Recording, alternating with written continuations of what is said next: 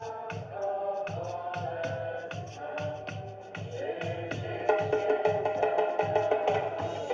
economía, más veracidad, más realidad, más ratón. Más inversiones, más negocios, más gas de todo más es más ratón. Más índice real,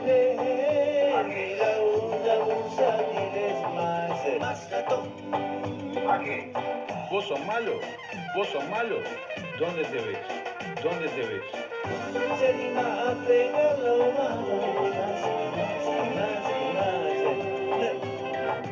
más ratón. Miren lo que pasó. Humillación para Barack Obama. Salamín, Salamín, Salamín, Salamín. Podría haber aprendido algo. Más ratón. Cambiemos de tema. Cuando no se puede, no se puede. Más ratón. Cuando no se puede, no se puede. Más ratón.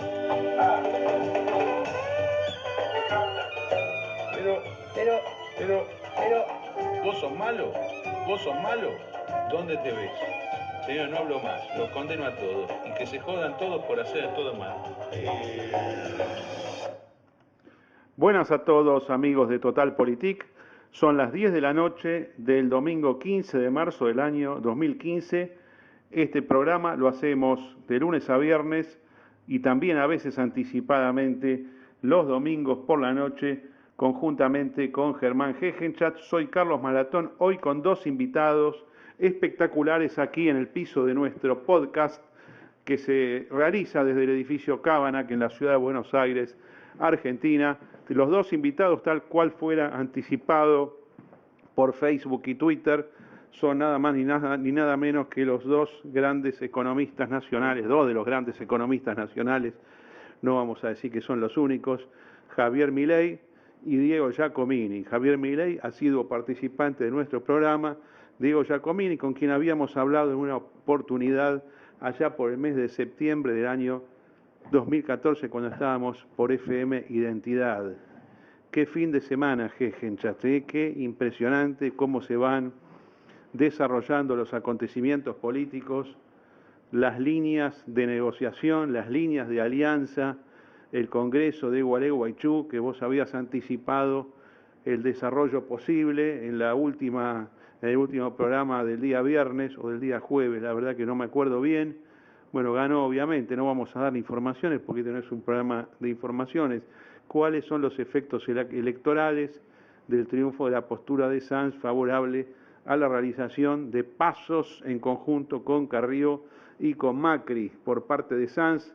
Quedan afuera enormes sectores de radicalismo que habían hecho alianza con Massa. La verdad que la gente del PRO está eufórica y la gente que es en general antiperonista, gorila, se siente que está en el mes de... ¿En qué mes? En el mes de enero de 1946. Hay una fiesta del antiperonismo en el país en este momento. Están celebrando, en todas partes donde hay grupos antiperonistas, se están celebrando porque creen que le pueden ganar al Partido Laborista. La Unión Democrática contra el Partido Laborista. ¿Será esta repetición? Yo decía el fin de semana en el Facebook que esta forma de plantear antiperonismo fracasó en el 46, tuvo éxito de vuelta en el año 83, la única vez que tiene éxitos en el año 83, y después en el 99 con el triunfo de la Rúa, yo diría que fue un fracaso por lo mal que eso terminó. Así que no se sabe bien qué es lo que puede pasar. Capaz que estos tipos ganan las elecciones, bueno, son los genios de la historia argentina. Vamos a ir analizándolo con Macri presidente, obviamente, porque ni Carrió ni Sanz tienen intención de voto. Estuve viendo hoy un informe de Carlos Fara, es ínfima la intención de voto que tiene Carrió, 1,5%, menos que el 1,8% que tenía en el año 2011, y Sanz apenas está medido, 2-3% como mucho. Entonces esta es una interna media rara. En general estas internas pasos son medias raras porque se unen personas que parece que están firmando una alianza, parece que fueran fórmulas que estuvieran constituyendo lista conjunta, pero como la ley los obliga, ¿qué hacen los tipos después? Bueno, vamos a competir entre nosotros, con lo cual no es una competencia real. Ahora, también estuve verificando en este informe del analista Carlos Fara cómo está Massa en este momento, porque también el gran deseo, tanto del kirchnerismo como del macrismo, es sacárselo de encima a Massa. Y lo que encuentro, y esto es lo que a mí me sorprende, que sigue el triple empate entre los tres candidatos, están ahí, un día está arriba uno, otro día está arriba otro, y además cuando va todos alrededor del 23-24%, si se quiere entre el 22 y el 25 oscilan los tres candidatos, Scioli, Massa y Macri. Pero después cuando vas al escenario primera vuelta, segunda vuelta especialmente, lo de Massa es arrasante. Massa hoy tuvo su compensación, aunque por supuesto con mucha menor difusión, pero un gran acto en La Matanza, una caravana hizo en Virrey del Pino, una de las localidades del gran municipio de La Matanza, 40.000 personas siguiendo, pero además con un nivel de fervor enorme realmente. Esto así, todo el año va a ser así esta competencia. La gran ilusión de los sectores antiperonistas es que se baje Massa. Es decir, yo antes de pasarle la palabra al compañero Germán Gegenchat, yo quiero hacer una reflexión sobre las bajadas electorales. Miren, Massa no es Macri, no es que se baja si no puede ganar. ¿Qué es lo que está en juego en las elecciones de octubre? ¿Qué cargos se eligen? Podemos recordar entre todos, se elige presidente, vicepresidente, la constitución del Congreso, la constitución de la mitad de la Cámara de Diputados, un tercio de la Cámara de Senadores, gobernadores de provincia, en algunos casos, intendentes, diputados provinciales, senadores provinciales donde hay sistemas bicamerales, concejales y otros cargos políticos en todo el país. La mayor parte de todos estos cargos que acabo de mencionar se votan el mismo día que se vota el presidente de la Nación. Por lo tanto, guste o no, la boleta presidencial arrastra, tiene una enorme influencia, salvo corte de boletas o salvo sistemas electorales donde las boletas están divididas, arrastra las restantes categorías de cargos. Si Massa tiene un proyecto político de largo plazo y no gana, o no puede ganar, o siente que no puede ganar, lo mismo se va a presentar. No hay ninguna posibilidad de que se baje. ¿Por qué? Porque hay un montón de gente que está por entrar por su lista al Congreso de la Nación y a los cargos provinciales. Así que yo diría que esto de que no se presenta porque no tiene plata, porque está disminuido por la alianza con el radicalismo, que hay que ver si pasa eso, la alianza del radicalismo con Macri, no tiene mucho sentido. Tiene sentido para un empresario que va a todo o nada, pero no para un político. Y además está el tema del orgullo personal y son cosas que a veces los analistas y los que hacen propaganda por las redes sociales, inclusive en la tapa de los grandes diarios, no tienen en cuenta. Efectos electorales de esto, Germán Gegenchat, tu espacio para que nos actualices y nos analices qué viste ayer en tu provincia, en Gualeguaychú, si bien sé que no viajaste, pero seguiste minuto a minuto los acontecimientos, qué puede pasar y qué estás viendo en el panorama general. Bueno, la verdad que no estuve, pero estuve bastante cerca porque tengo compañeros de colegio que estuvieron ahí. Entonces, bueno, vos viste cómo son las mitades políticas, ¿no? Mientras estaba la reunión uno habla, viste, y te van contando las impresiones personales que tenían, viste. Y la verdad que hay personas que estaban con Sanz y personas que no estaban con Sanz, con las cuales pude hablar. En realidad se votó un documento, y en ese documento una de las cosas que decía es que respetan ciertas decisiones provinciales. El tema es a qué lista vas pegado. E inclusive, durante las conversaciones, parece que hay 3 o 4 casos que van a permitir de que haya como que cuelen las listas provinciales a 2 candidatos presidenciales. Eso es lo que dice, no sé eso técnicamente si va a poder ser o no, pero cuando me dijeron 3 o 4 provincias, automáticamente yo pensé en Jujuy, en Tucumán, en Corrientes y en Formosa, básicamente, ¿no? ¿Por qué? Porque la provincia de Buenos Aires no se la toca a nadie. Y entonces yo dije, bueno, pero entonces ese es Morales, Cano, Naidenov y Artaza. Si eso es lo primero que pensé. Pero bueno, más allá de esto, el tema es, la pregunta de millón es, ¿suma o no suma? Yo me permito recordar las experiencias que tuvo con el radicalismo de Narváez, por ejemplo. Entonces, a ver, ¿suma? Sí. ¿Qué es lo que suma? No suma tanto voto como esa imagen de se está yendo la oposición con Macri, ¿no? Pero ¿qué pasa? Esta idea que puede ser medianamente razonable y sumar algunos votos si Macri mantiene su perfil, en realidad esto es imposible por lo que está sumando. Es decir, Sanz, que decía, bueno, el día anterior, ¿te acordás? El viernes decía, bueno, pero con Massa no podemos arreglar hasta el último día. El discurso en la convención no fue así. El discurso en la convención era como que la gente no va a entender cómo va a ser el cambio con la continuidad de lo que está. Eso es lo que decía, digamos, Sanz. Entonces, claramente, él no mira la posibilidad de una interna abierta, grande y demás, como dice. Eso es macana. Era verdad en Cobos, es verdad en Cobos, es verdad en Morales, es verdad en ese sector que perdió la votación por alrededor de 56 votos. Pero no es verdad en boca de Sanz. Entonces, la pregunta es, ¿qué es lo que quiere el gobierno? ¿Qué Macri quiere el gobierno como contradictor? Quiere un Macri derechizado y gorilizado. Eso es lo que le interesa a el gobierno, esa es la oposición que quiere el gobierno. ¿Qué le pasa a Macri con la incorporación de radicalismo? Y bueno, la voz más fuerte de toda la incorporación que tiene es la de Carrió. ¿Qué dijo Carrió? Que para la gobernabilidad no necesitamos la mafia de Massa y de Scioli.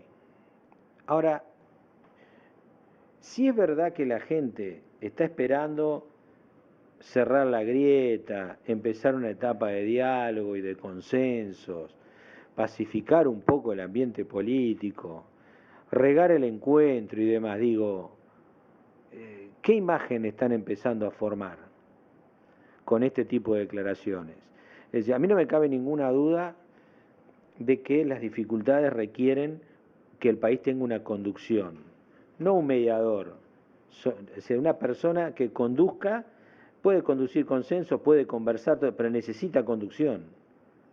El tema es, ¿qué tipo de gobierno o qué tipo de tensiones anticipa el macrismo con la incorporación de determinados personajes como tiene? Si por ahí no le dura nada, por ahí Carrió se termina yendo antes de la primera vuelta, o por ahí Carrió termina diciendo cualquier barbaridad en las PASO y termina arruinándole el estofado y el perfil a Macri. A mí lo que me parece es que ahora es borrón y cuenta nueva en el tema de la percepción del público respecto de Macri.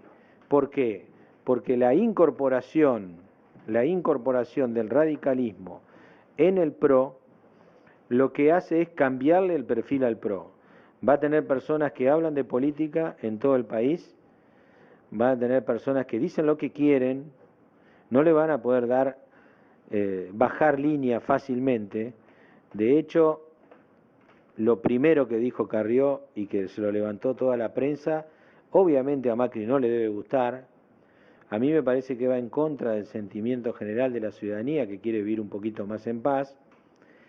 Y en ese sentido, creo que en teoría, para la gente que está en política, para la gente muy de círculo rojo, como se dice, hace los números con una calculadora arbitraria y dice esto le suma.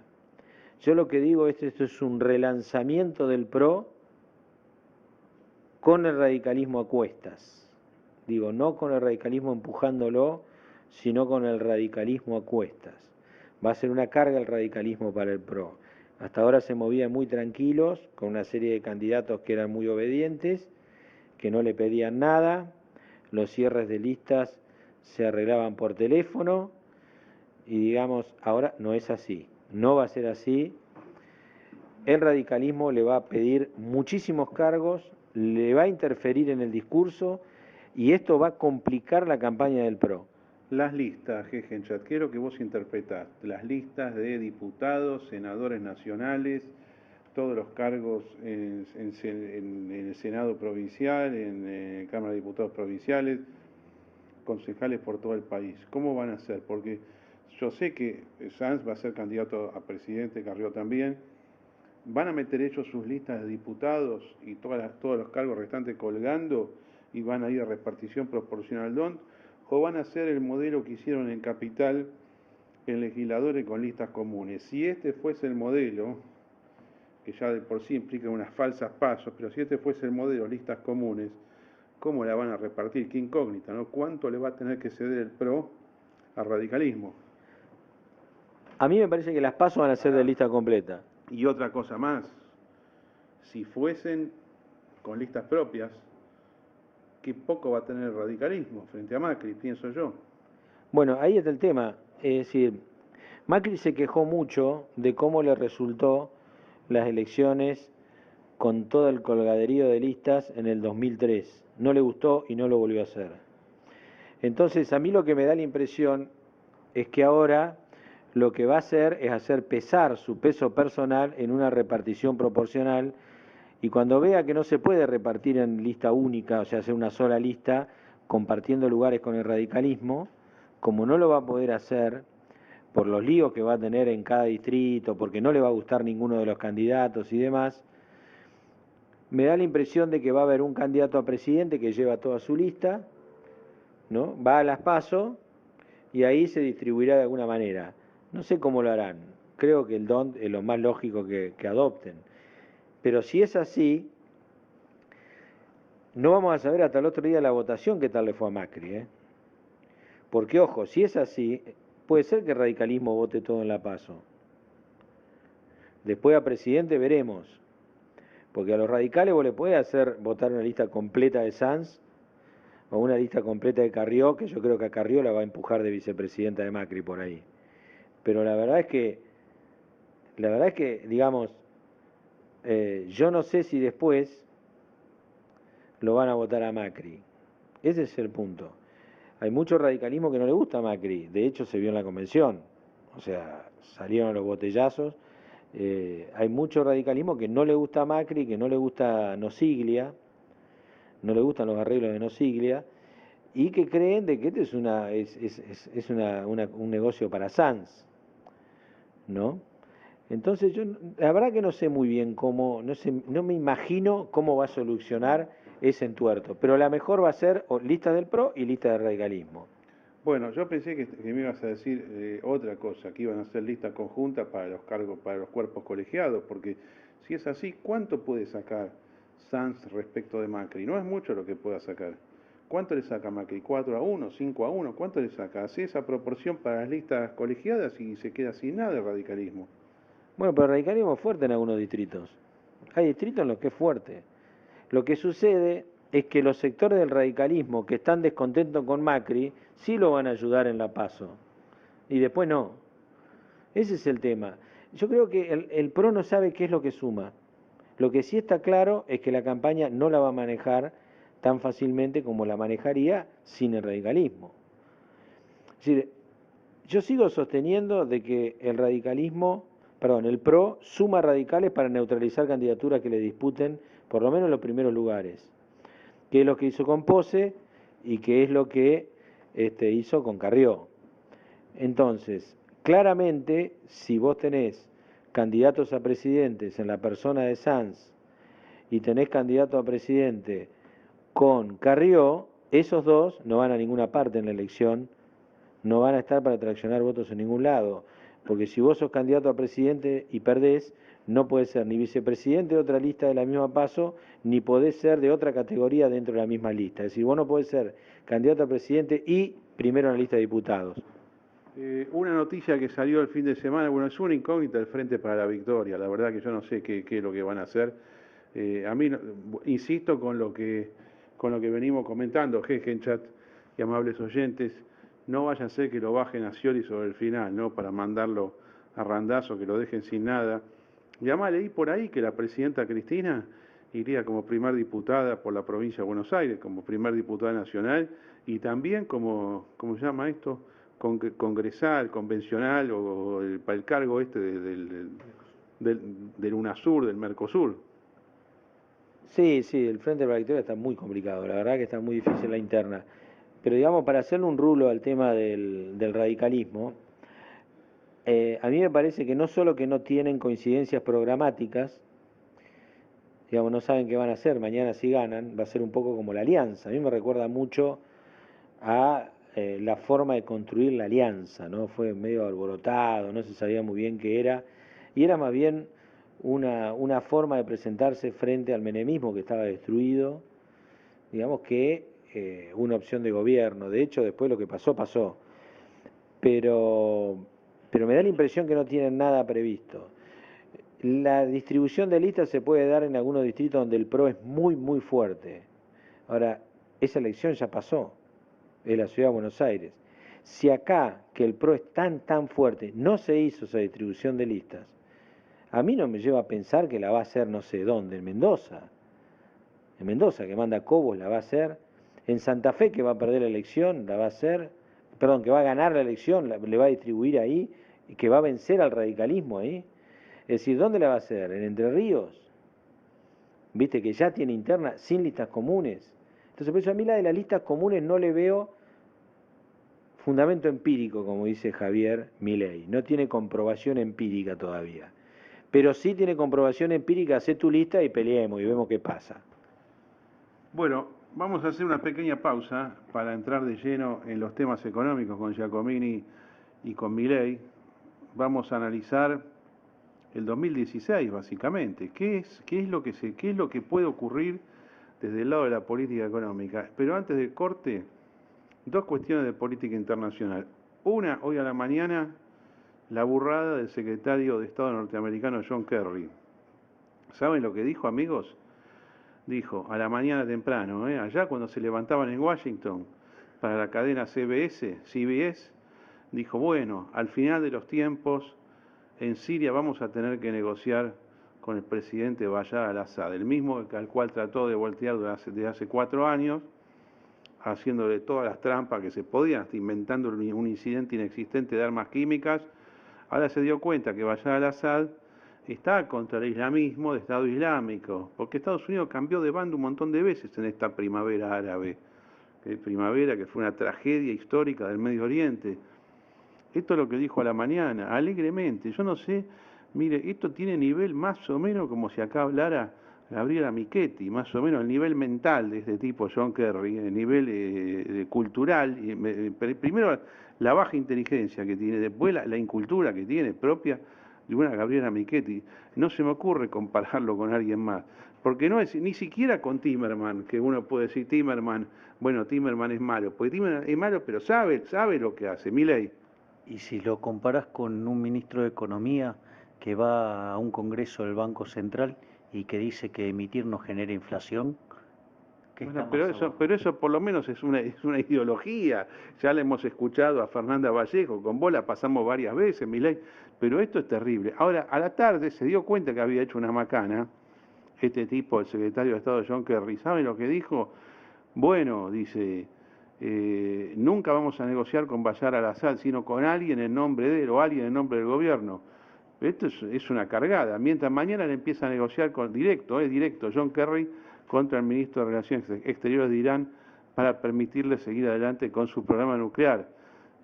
Desastre Estados Unidos, la verdad, que este marihuanero de la guerra de Vietnam sea secretario de Estado de Estados Unidos, son cosas que se filtran en la política que son verdaderamente imposibles.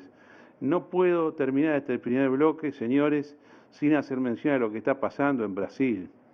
Eso es una crisis económica. Vamos a ver qué dicen los amigos Milei y Giacomini.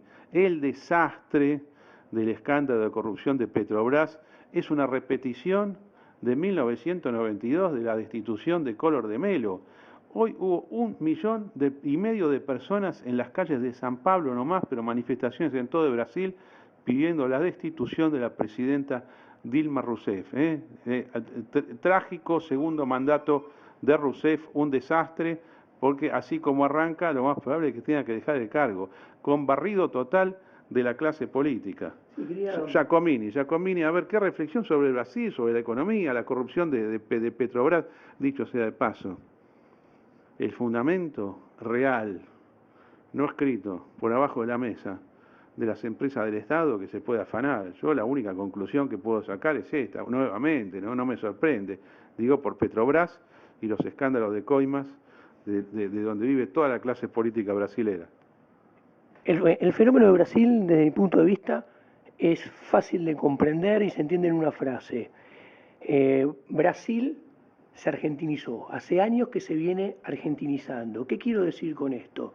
Rousseff es muy diferente a Lula y a Fernando Henrique Cardoso. O sea, Brasil había hecho grandes cambios institucionales, había jerarquizado su política fiscal y su política monetaria, estableciendo reglas macrofiscales que se respetaban, y un inflation target, en un metas de inflación que era llevado a cabo eficientemente porque estaba apoyado por la esfera fiscal, o sea, no había una significativa dominancia fiscal.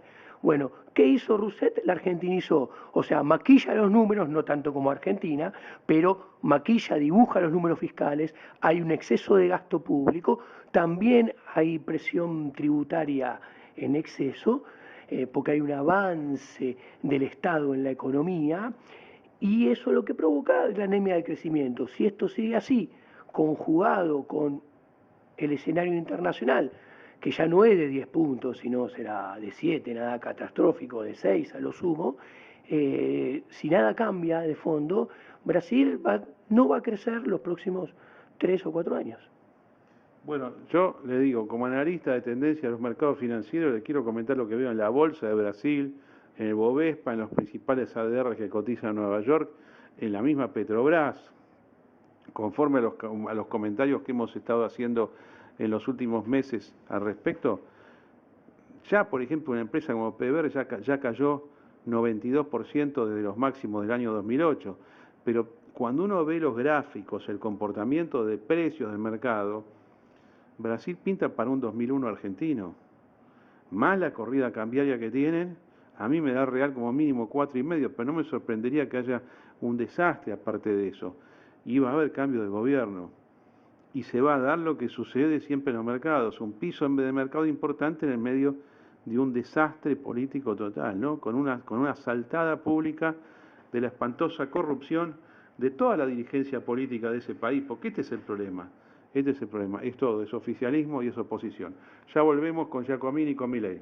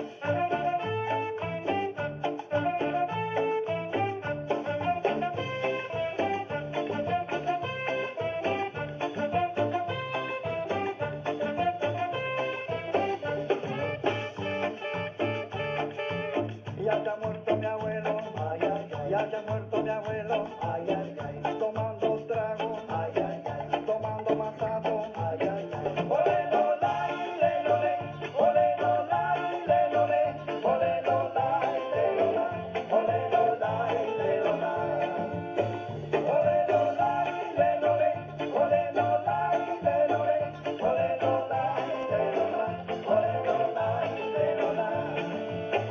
Ole lo la y le lo le, ole lo la y le lo le, ole lo la y le lo la, ole lo la y le lo la. Ole lo la y le lo le, ole lo la y le lo le, ole lo la y le lo la, ole lo la y le lo la.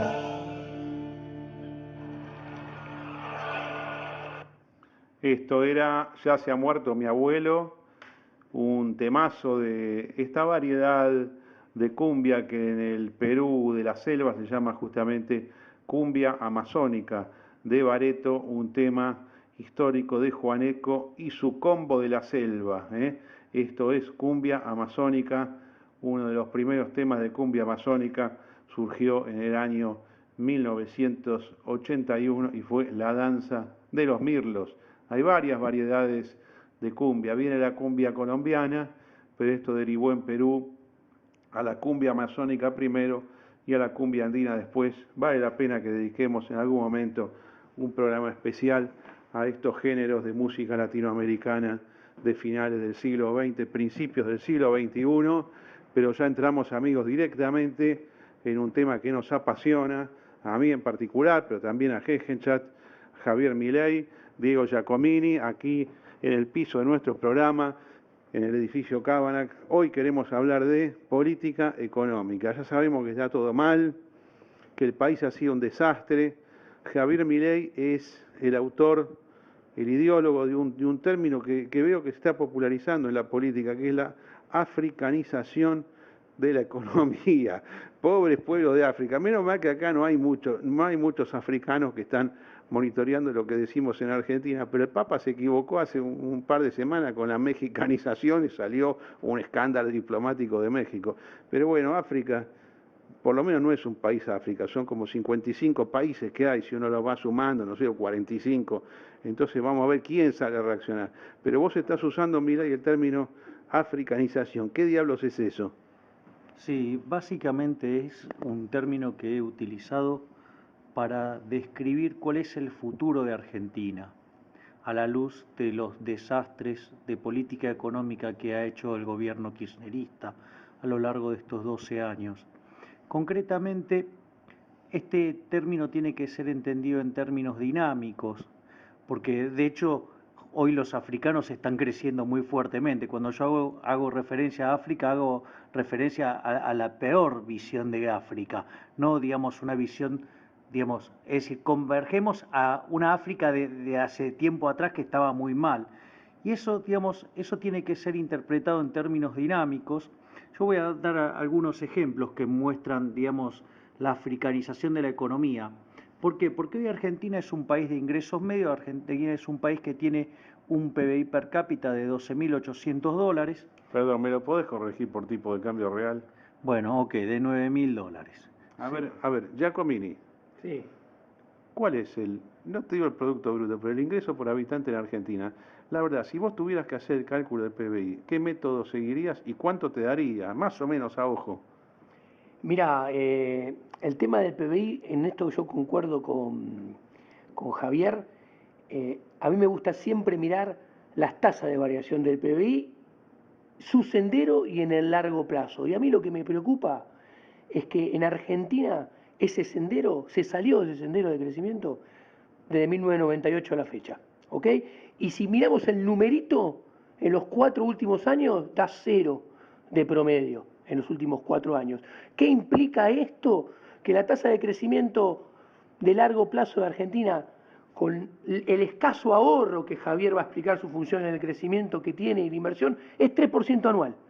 Y estamos lejísimos de eso. Bueno, pero el número de PBI, a ver, porque yo cuando voy a cualquier libro de geografía económica, me dice ingreso por habitante, no sé, Estados Unidos, 43.000, Suiza 48.000, Emiratos Árabes Unidos, no sé, 70.000. ¿Cuánto es el de Argentina? Los números que te dijo Javier son correctos. 12.800. 12.800 al tipo de cambio oficial, 9.000 al tipo de cambio paralelo. Bueno, pero mi duda es de carácter monetario. ¿Cuál es el tipo de cambio que hay que tomar? Bueno, a ver, el tema es que la definición de cuál es el verdadero tipo de cambio está plagado de cuestiones acerca de lo que es la determinación del tipo de cambio. Entonces, la realidad es que, digamos, es muy difícil hablar de cuál sería el tipo de cambio nominal, cuál es el tipo de cambio real de equilibrio. ¿Por qué? Porque el problema es con el tipo de cambio es que tiene lo que se llama un problema de equilibrios múltiples. Vos tenés un equilibrio de confianza, que ese por ejemplo podría ser el de PPP. Ahora, cuando vos haces ese es el PBI que informa Cristina que tenemos, que dice que tenemos 21.000 dólares, 22.000 dólares. Ahora, en realidad, digamos, lo que no sabe Cristina es que jamás en su vida va a poder acceder a ese PBI per cápita porque su ministro de Economía, Axel Koynor-Kichilov, ¿sí? El poderoso chiquitín, él dijo que la seguridad jurídica eran dos palabras simplemente horribles. Entonces, o sea, vos nunca vas a ir al PBI de confianza. Está bien, pero entonces a vos te da 12.800 dividido por el 8,75 de dólar oficial. Entonces mi pregunta, simplemente como observador y no para discutirte, mañana el gobierno viene y lo pone en 10. ¿Se cayó el PBI cuánto? ¿15%? Bueno, es que ahí el tema es el siguiente. Por eso, digamos, vos no tenés que estar tomando, y ahí, digamos, está bien el punto que levantó Diego, es que vos tenés que estar tomando cuestiones más de largo plazo, porque después vos tocaste el tipo de cambio, después se tocan los precios, o sea, te sube el PBI nominal, entonces, digamos, me parece que, digamos, hay un montón de cosas que vos no las podés simplificar en una sola cuenta. Qué fácil que es arreglar todo, ¿no? Digo yo, con la flotación cambiaria. El mundo descubrió hace 45 años que lo que no tenés genera ningún problema, el tipo de cambio de libre acceso y con fijación flotante del tipo de cambio, te equilibra todo, no sobra ni nunca falta nada ni nada, y estas discusiones se tornan abstractas. Todos estos problemas los tenemos porque tenemos tipo de cambio fijo y artificial. Carlos, voy a decirte dos cosas. La primera, muy importante, es sobre el PBI. Te quiero decir esto. Toda la región, todos los países de región, su PBI per cápita, desde 1998 a la fecha, aumentó 76%. Pero ¿cuánto tenés de revaluación ahí, de revaluación de los tipos de cambio? Pues esa es otra preocupación mía. Sigo insistiendo con este distorsionador de los números. En una proporción importante, Argentina, en el mismo lapso, su PBI per cápita se contrajo 14%. O sea, toda la región aumentó 76%, con determinado conjunto de recetas económicas. Argentina siguió una receta económica totalmente diferente al resto de la región. Su PBI per cápita cayó 14%. Y esto es el punto, y acá diste en la tecla.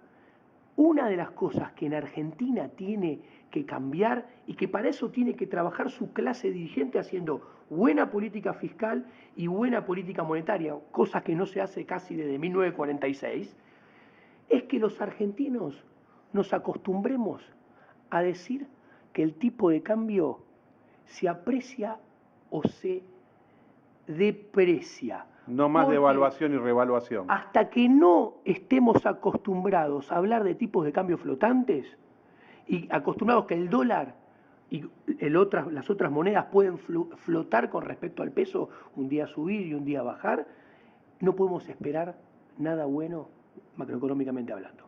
Ahora, este tema, bueno, yo probablemente por mis deformaciones profesionales financieras, lo voy a decir así, pero yo observo que en todo el mundo el modelo de tipo de cambio flotante y nadie se hace problema por el tipo de cambio. Mire, el euro está 1,05.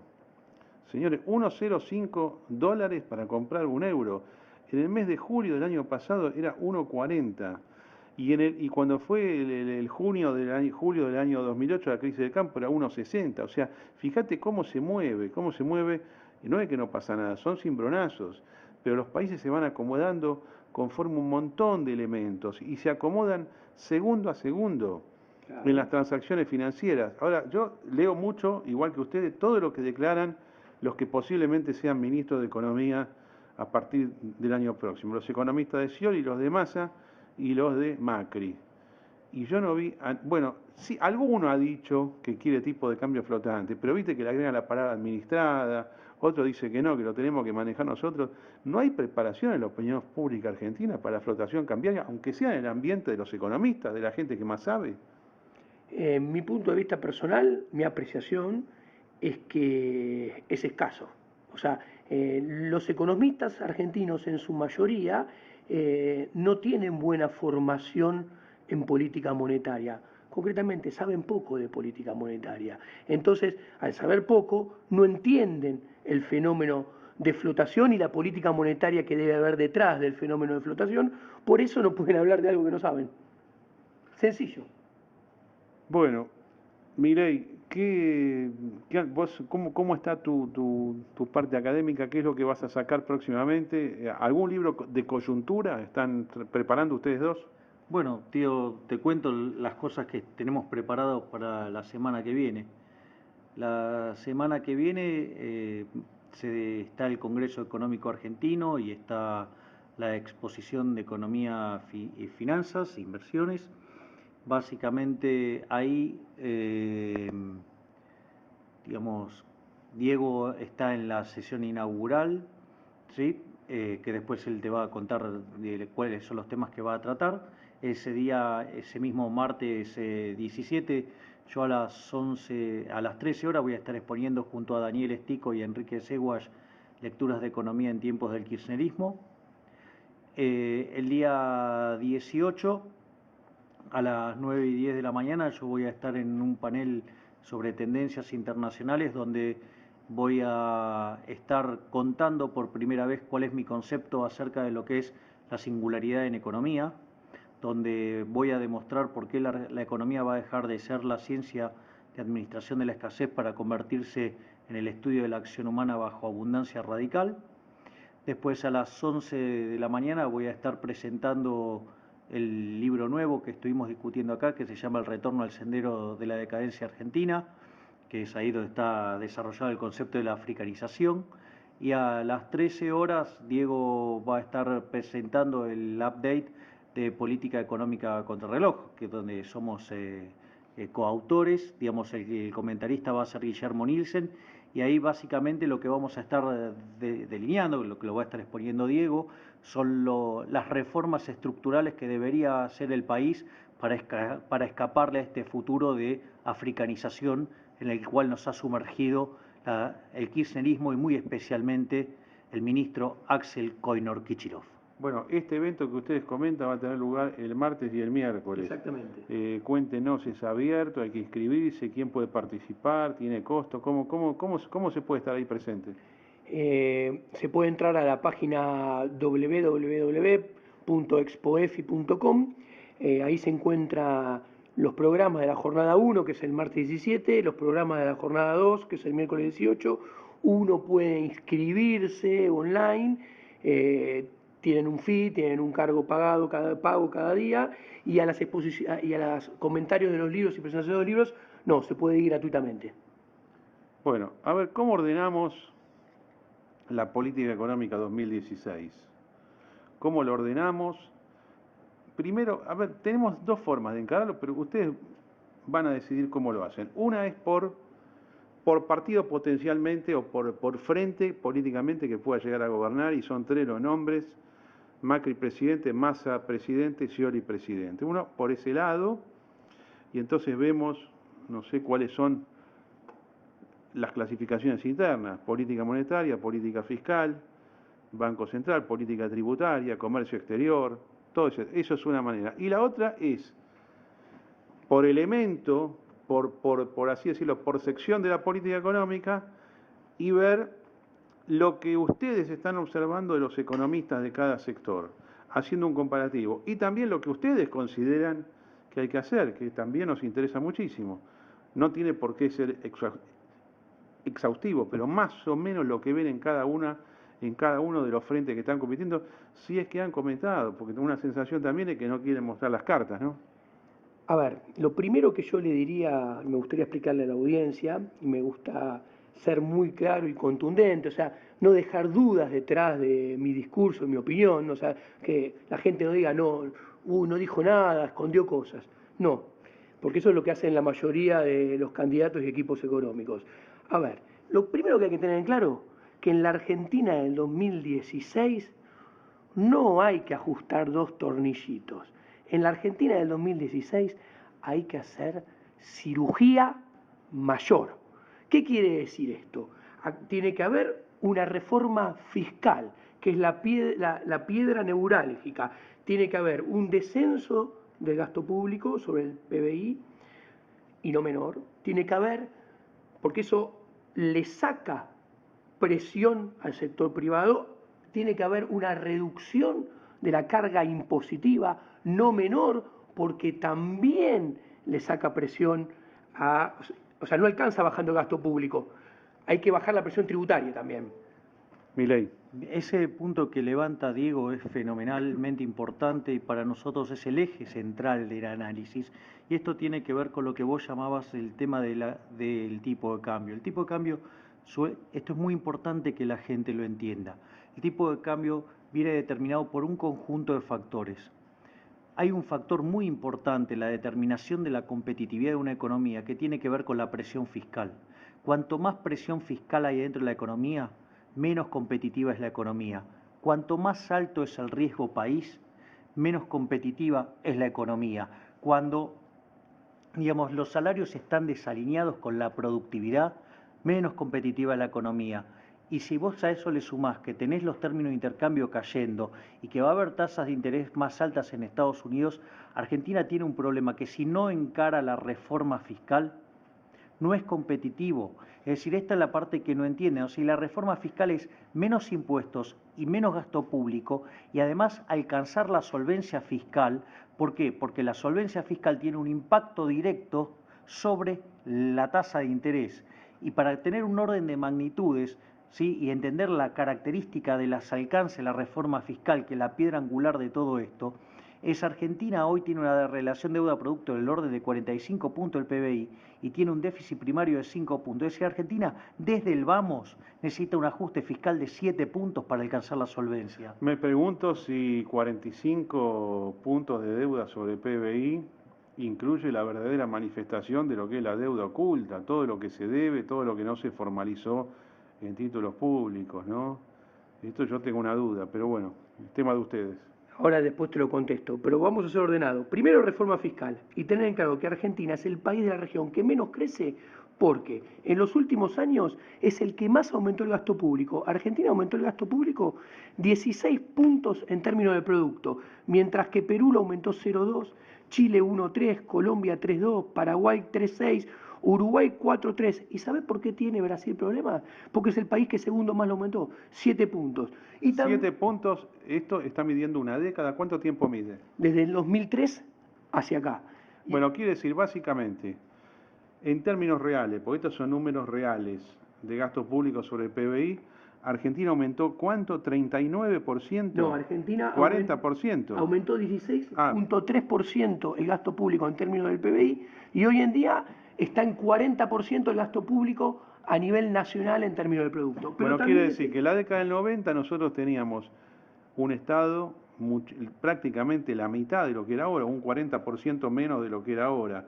Y Brasil aumentó, pero 7. Argentina aumentó 16, Brasil 7. Pero los 7 los aumentó sobre todo en los últimos años. Por eso le está yendo como le está yendo. Y la presión tributaria, Argentina también es el campeón regional en el aumento de la presión tributaria. Argentina aumentó la presión tributaria 15 puntos en términos del PBI, mientras que en Perú aumentó solo 2, en Paraguay 3, en Uruguay 4, en Colombia 4,6, Brasil de vuelta en segundo puesto en los últimos años 6,5. Entonces, la primera reforma es la fiscal.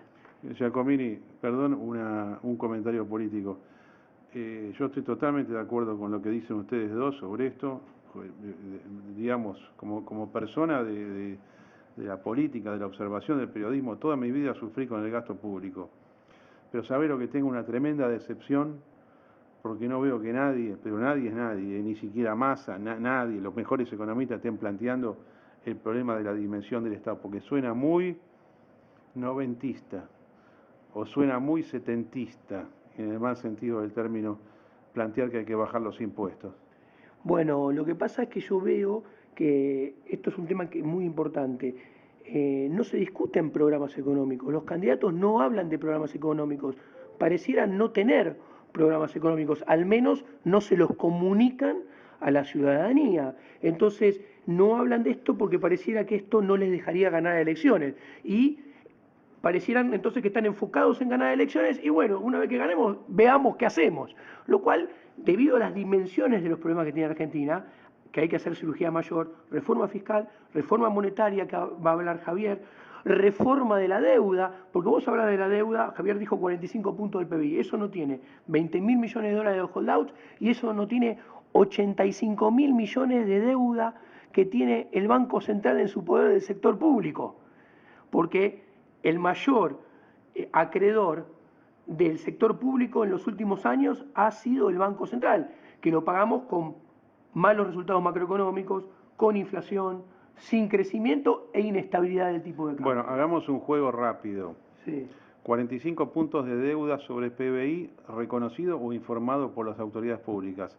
Tenés además 85.000 millones de deuda que es de la del Banco Central con el sistema financiero, producto de todos los depósitos que ha tomado con su política cuasi fiscal. 85 millones de dólares. 85.000 millones de dólares, Sí. claro, exacto. Pero eso es mucho. ¿Qué son? ¿600.000 millones de pesos? ¿Cómo puede ser tanto? Es todo el endeudamiento del sector público con el Banco Central por el uso de las reservas y los adelantos transitorios. Hay que tener en claro, Argentina hoy en día... Pero para. Ahora yo quiero ser realista desde el punto de vista de las finanzas públicas. Un día se junta el Banco Central con la tesorería y borran todo y se acabó el problema. El Banco Central tiene que estar muy separado de la tesorería, no se tiene que juntar nunca con la tesorería, por eso estamos Es lo mismo, como estamos. pero es lo mismo, en Argentina es lo mismo. Así estamos.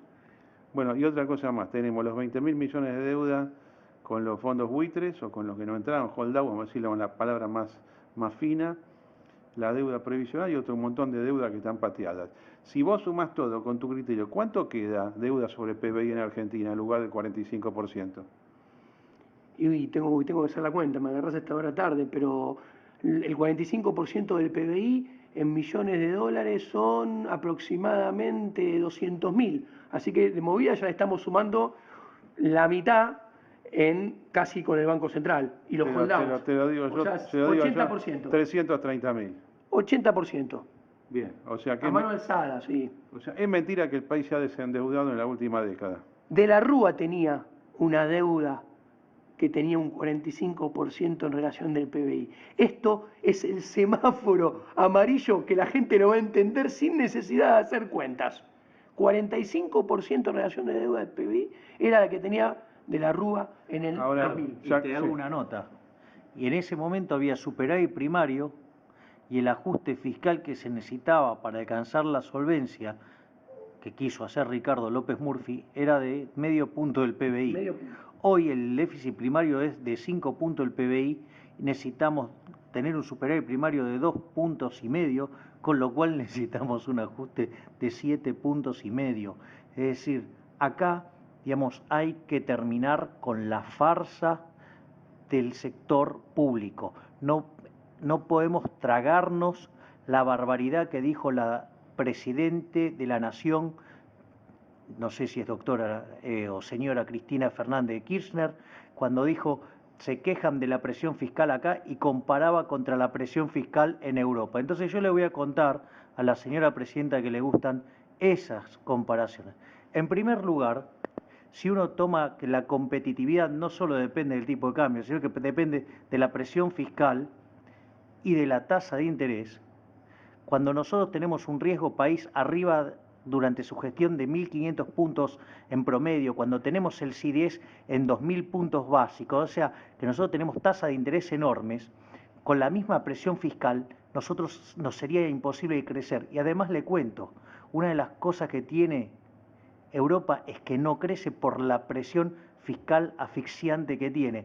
Entonces, imagínense cuánto peor estamos nosotros, que con la barrabasada que tenemos de números fiscales, tenemos tasas de interés, ¿sí? Que esto también hace a la africanización de la economía. Si Argentina no corrige sus números fiscales y persiste en niveles de riesgo país equivalentes a lo de esta gestión, en torno a los 1.500 puntos básicos, Argentina no puede acumular capital, ¿sí? Al no darse la acumulación de capital, en rigor el stock de capital per cápita va a bajar, y cuando eso pase, en lugar de tener un PBI per cápita que más o menos son 20 puntos porcentuales del de Estados Unidos y que nos pone en la línea de país de ingreso medio, ¿sí? Vamos a menos del 8%, es decir, nos convertimos en un país pobre, como un país africano.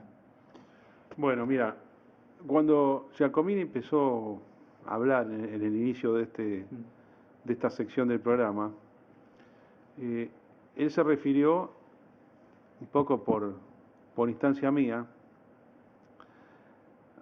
a las diferentes perspectivas de los que pueden ser ministros de Economía a partir del año 2016, y a que nadie está precisando las cosas, pero te digo lo que yo creo que piensan los tres principales candidatos y probablemente sus principales economistas. No sé si porque no saben, o por negación de la realidad, o porque no pueden hablar. Pero muchos de ellos creen que el mero cambio de gobierno genera semejante shock de confianza donde las cosas se empiezan a arreglar solas. Sí, es alto el gasto del Estado, pero ¿sabes qué? Cuando abramos un poquito la economía y recibamos inversiones, va a crecer tanto la economía que va a generar una recaudación tal que va a terminar siendo licuado el gasto público sobre el PBI por todo lo que va a crecer. No sé si están teniendo en cuenta que entramos en una era de commodities mucho más bajos. Yo escuché recién de Milei, deterioro en los términos del intercambio, un término muy de los años 50, muy cepalino y muy desarrollista, pero la verdad que así como vos tenés apreciación en los términos de intercambio, que lo tuviste del 2000 al 2011, y ahora te toca la vuelta. El petróleo es un desastre lo que está pasando, y los cereales exportables de Argentina también. Pero a mí me parece que hay esto, la creencia de los principales economistas de partido y de los candidatos, de que la expectativa te cambia todo. ¿Y sabés de qué se agarran? La voladura de los mercados argentinos de los últimos meses dice, esto está subiendo porque bueno, nosotros vamos a subir. Entonces, ¿sabés qué? Están como relajados.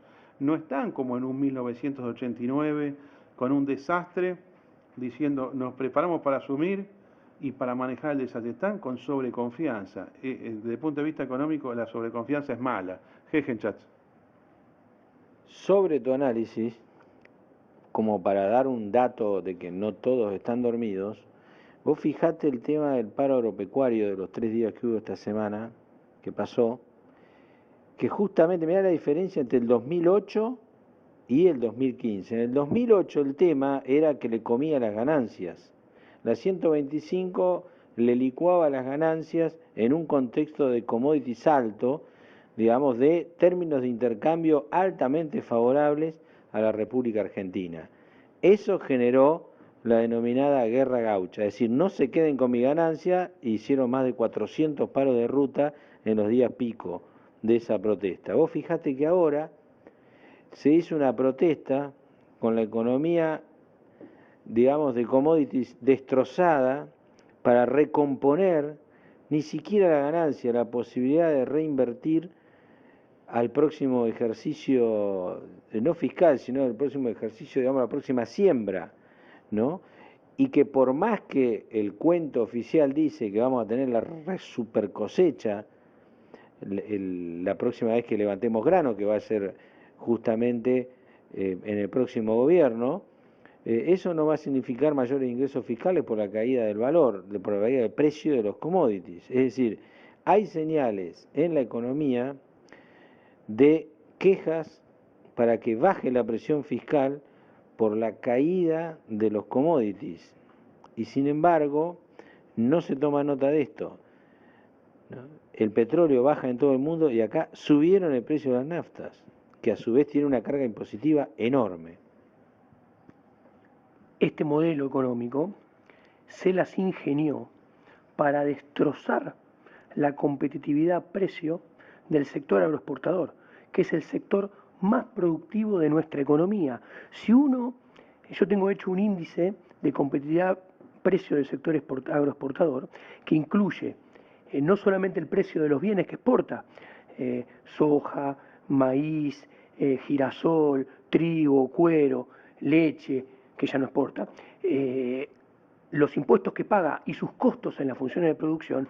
Hoy en día la competitividad precio con una soja de 350 es 10% más baja que la competitividad que tenían a principio del 2002 con una soja de 150. O sea, con una soja de 350, este gobierno se ingenió para que esté el campo 10% peor que en el 2002. Y eso te pregunto, ¿es por mayor componente impositivo o porque los precios internos son más altos? Mirá la segunda parte de la pregunta. Los precios internos son más altos hoy en moneda real que en el final de la convertibilidad, ¿no? Exacto, las dos cosas estrangulan al sector agroexportador. Pero inmediatamente, desde la política económica, lo que se puede corregir es la carga tributaria. Bueno, en conclusión, $350 la tonelada de soja hoy es menos en términos reales que los 150 del año 2000-2001. 10% menos. 10% menos. 10% menos. Pero esto no es porque el dólar se haya depreciado de esa manera, que 150 sean como 350 que ahora, es simplemente por el problema interno fiscal y tributario argentino. Es exclusivamente resultado de la alta presión fiscal y la inflación en las funciones de producción del sector. Milei. Por eso, digamos, esto es genial como preliminar para explicar este sueño adolescente, más que adolescente, discúlpame, un sueño de niño, porque esto es como creer que los Reyes Magos existen, o que existe Papá Noel, ¿sí? Digamos, o que, no sé, digo, existen, no sé, dinosaurios de color naranja, qué sé yo, violeta. A ver, vamos a ponerlo en estos términos. Si se llegara a dar la situación que todos los políticos están diciendo, no, nosotros ganamos, generamos confianza y ese shock de confianza trae capitales y eso expande a la economía y la economía va a estar fenómeno.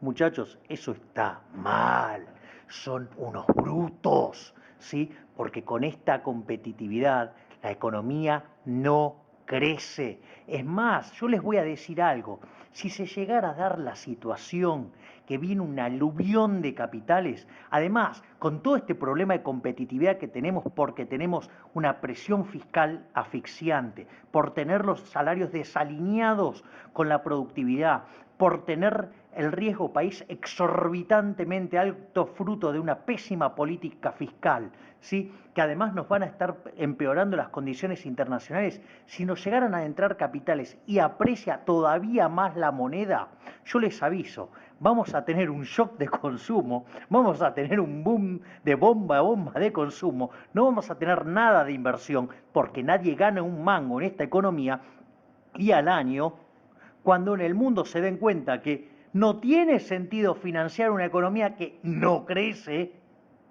volamos por los aires. Ese es el primer punto. El segundo punto, también que le quiero contar, que ni siquiera da para hacer la cuenta bacheletiana, que es la hipótesis bacheletiana, que, Cristina quiere que gane un candidato de centro derecha. La verdad que, a mí, me parece que Macri muy lejos de eso, o sea, y la verdad que con las cosas que dicen sus economistas, la verdad que bastante rechazo me genera, pero al margen de eso, de esa cuestión, lo que digo es lo siguiente: si Argentina, supongamos que el riesgo país promedio histórico de Argentina es del orden de los 550 puntos, 600 puntos, supongamos, ¿no? Y que la tasa americana promedio es más o menos 3, 3,5, una cosa así. Quiere decir que la tasa libre de riesgo argentina más o menos estaría en el 9%. Y si vos al equity le pedís, no sé, 5%, una cosa así, quiere decir que Argentina, 5,5, una cosa así. Cuando vos sacás la cuenta, más o menos una inversión acá te tendría que dar el 15 anual.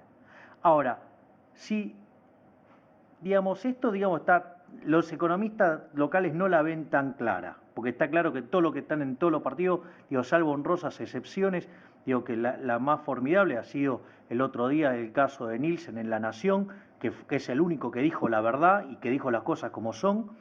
Entonces, sacando ese caso, lo que yo digo es lo siguiente: si yo más o menos tengo que estar haciendo en un proyecto 15, 16% de retorno, ¿sí? Y en el cuarto año me voy a tener que ir, eso quiere decir que yo voy a tener que generar 180 pesos por cada 100 o 100 por cada 100 dólares, 180 dólares, y el cuarto año no voy a poder salir, porque es cuando se me vuelven los populachos de vuelta al gobierno. Pero además, Milei, la inseguridad jurídica Claro, pero a veces está colocada en la tasa de interés real de mercado y a veces no. Y eso también pesa en el país. Y va a venir un loco y después te va a cambiar todo. ¿Cuánto vale eso? bueno, eso es lo que te quiero explicar. Cuando vos pones esta cuenta en términos, yo tengo que invertir 100 dólares y a lo largo de 3 años voy a tener que juntar 180. Para juntar 180 yo me tengo que estar levantando 60 por año. Es decir, necesito un retorno de 60%. ¿Sabés qué, Carlos? 60% es una inversión de ultra super riesgo. O sea, es una tarea complicada y que le da temor a Cíclope. ¿Me comprendés? Entonces, o sea, acá ni un ejército de Cíclope va a querer invertir con esa tendencia. Entonces, y además, ¿sabes qué? Cuando la tasa es tan grande, la acumulación de capital es más chica. Consecuentemente, no va a haber tantos capitales para querer entrar en Argentina. Con lo cual, eso también es de una ingenuidad y de una pobreza conceptual tan grande que la verdad que estemos, digamos, pendientes, digamos, o que vayamos a depender de economistas que la ven tan, pero tan mal, da mucho miedo. Giacomini, Sí. bueno, sobre este tema un poquito, y ahí estoy viendo un papelito que vos tenés en un iPad, papelito, digamos, una pantalla. Esa, correte un nivel. Veo gran deterioro del activo del Banco Central, 67% conformado por papelitos de colores y solo 33% por reservas. Este 67 y 33, vos te estás refiriendo sobre los 31.000 millones que reconoce el Banco Central que son las reservas. De ese 31.000, 67% no son reservas. ¿Estoy interpretándolo bien? No. Te cuento cómo es. Primero, porque esto viene al caso y es importante porque hay un economista que es de un equipo económico que fue presidente de un banco central y está saliendo sobre el tapete a hablar mucho sobre este tema. Él nunca respetó la Carta Orgánica del Banco Central cuando no cumplió el mandato, tenía que preservar el valor de la moneda y no lo hizo. La política monetaria de Argentina, si bien se deterioró muy fuertemente en los últimos 4 o 5 años, el deterioro viene de antes, viene desde el 2005 a todo galope, ¿no? El tema es así: del total del activo, 67% son papelitos de colores. ¿Son papelitos de colores? ¿Qué quiere decir esto? Es un papelito de color negro, porque era el tesoro, no es transferible y no cotiza en el mercado. O sea, es metételo donde te quepa, ¿no? Que dice, yo te debo 85.000 millones de dólares. ¿Por qué? Porque Argentina hoy debería tener 90.000 millones de reservas si hubiera aplicado las políticas que aplicaron nuestros vecinos. Y hoy en día informa que tiene 31.000 solamente. La diferencia, ahora hablo de eso, la diferencia entre esos 90 y los 31, esos 60.000, es toda plata, son dólares del Banco Central que se gastó este gobierno. Punto número 1. Entonces, 67% papelitos negros, 33 reservas. De esas 33 reservas, que son 31.000, que deberían ser 90, que son 31, ese 31.000 es trucho, para que lo entienda la gente. Si uno... ¿El 31.000 es trucho también? Es muy trucho. ¿También el 31.000? Sí, pero muy trucho, muy simple. La audiencia lo entiende en un segundo. Esos 31.000 hay que sacarle 3.100, que es el swap de China. ¿Qué quiere decir esto? Es plata que nos presta China. Cuando nos compre soja en el futuro, no la paga la soja. porque las estamos contabilizando como reservas, así de simple, o sea, están contabilizadas hoy, pero son dólares que deberían entrar y no van a entrar en el futuro. Con eso llegamos de 31 a 28.000. Exacto. Y seguí. Le tenés que sacar 1.300 millones, que son un nuevo invento, un nuevo artilugio y una nueva truchada. Como a partir del fallo de Griesa hay deuda que los acreedores no pueden cobrar, la ley que votaron nuestros representantes del Congreso dice, mientras que no la pueden agarrar, queda en el Banco Central y la contabilizamos como nuestra. Bueno, ahí hay 1.300. Pero ¿cómo esto es una farsa total, esto ya es ridículo. El tema el tema del swap es muy complicado. Bueno, a ver, 31.000. Menos 3.000. 1.100. Menos 3.000. ¿Cuál es el número que podemos tomar hoy a la noche del Banco Central? Así, ¿Es 31.000 o le es...? tenés que agregar una deuda que tenemos con el Banco de BIS y el Banco de Francia. No, pero para. La base, ¿cuáles son las reservas declaradas? Son 31.000 juntos. 31.000. Si le sacás todo el dibujo más grosero, que incluye el swap de China, la deuda con los holdouts, que la tienen que cobrar algún día, y la deuda que le pedimos plata, que Kicillof le pidió plata prestada al BIS y al Banco de Francia por 1.500 millones, esos 31.000 en realidad son 25.000. Y de esos 25.000 hay 9.000 que son de todos los argentinos, sus dólares en su caja de ahorro en dólares, que están depositados en el Banco Central, que si uno va al banco a buscarlo, dejan de ser contabilizados como reservas. Entonces, las reservas, en el mejor de los casos propias, son solamente 16.000. Y el tema es que como no tenemos financiamiento y la deuda en dólares se paga con reservas, si sumamos la deuda neta que tiene que pagar Nación, o sea, le saqué la deuda que tiene el ANSES, y dice, bueno, a los jubilados los cagamos y hace el rollover. Ok, si sumamos la deuda que le tenemos que pagar en bonos, Nación más provincia, llegás a 12.000. Entonces, a esos 16.000, si todo, no hay ningún rollover, hay que pagar 12.000, quedan 4.000 millones. Pero, escuchame una Ojo, el cosa. supuesto es que nadie lo refinancia. Si lo refinancian, quedarán algunos más. Está bien, Giacomini. Si yo constituyo un depósito de plazo fijo en dólares acá en el banco de la esquina, Sí. que no lo voy a hacer porque no confío en el sistema bancario argentino ni creo en los argentindólares. ¿Por cuánto Pero lo harías? yo voy, no, ¿cómo por cuánto? ¿Cuántos dólares depositarías en tu caja? 10.000. 10.000. Bueno, las reservas subirían 10.000 Bueno, dólares. pero ¿cuál es?